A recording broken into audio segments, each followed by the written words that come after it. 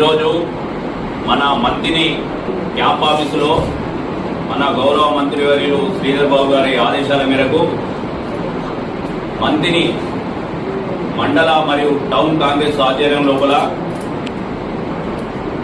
గడ్డం వెంకటస్వామి గారి జయంతిని పురస్కరించుకొని వారికి నివాళులు ఈరోజు ఘనంగా అర్పించడం జరిగింది. ఈ సందర్భంగా కాక చేసిన సేవలు కాంగ్రెస్ పార్టీకి ఎంతో మేలును చేకూర్చినాయి. ఆయన 20వ సంవత్సరం ఏట రాజకీయాల్లోకి ప్రవేశించి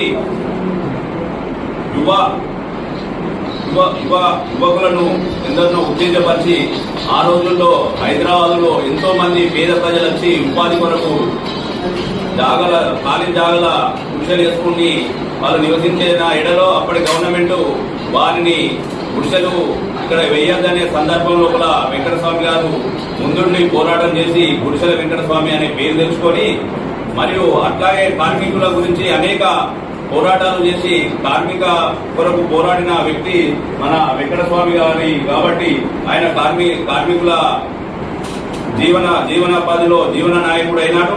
అట్లాగే కాకగారు మన కాంగ్రెస్ పార్టీలో అసెంబ్లీ నుండి పార్లమెంటు స్థానాల నుండి గెలుపొంది కార్మిక శాఖ మంత్రిగా ఆయన పదవి చేపట్టి కార్మికులకు ఎనలేని సేవలు చేసినాడు.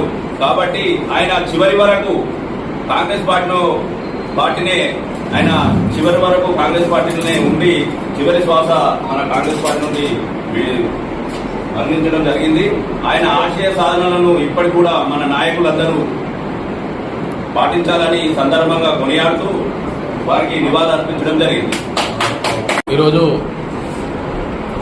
గడ్డం వెంకటస్వామి గారి జయంతి సందర్భంగా మండల పార్టీ అధ్యక్షులు ప్రసాద్ మరియు పట్టణ అధ్యక్షులు శివగారి ఆధ్వర్యంలో ఈ కార్యక్రమం నిర్వహించబడింది.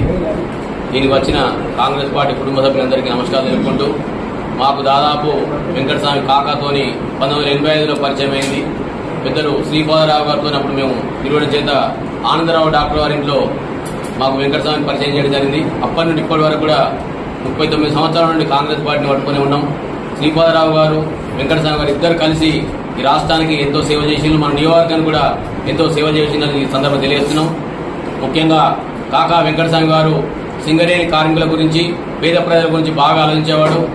అప్పుడు వాళ్ళ కోసం కొట్లాడినట్టే ఇంతకుముందు మిత్రుడు ప్రసాద్ చెప్పినట్టు గుడిసెలు తీసేసిన పేదవారి కోసం కొట్లాడినందుకు ఆయన గుడిసెల వెంకటస్వామిగా పేరు వచ్చిందని సందర్భం తెలియజేసుకుంటూ మనందరి ప్రియతమ నాయకులు శ్రీపాదరావు గారు వెంకటస్వామి గారు ఎట్లా కలిసి ఉన్నారో ఇప్పుడు మన శ్రీధర్ బాబు గారు వివేక్ గారు కూడా కలిసి ఉండి మన మంత్రి నియోజకవర్గానికి పెద్ద ఎత్తున నిధులు తీసుకువచ్చి మన మంత్రిని ఈ ప్రాంతాన్ని అభివృద్ధి చేస్తున్న ముందుంటారని సందర్భం తెలియజేసుకుంటూ ఈ యొక్క కార్యక్రమానికి ఇచ్చేసిన అందరికీ కూడా మనస్ఫూర్తిగా ధన్యవాదాలు తెలుపుతూ ముగిస్తున్నాం.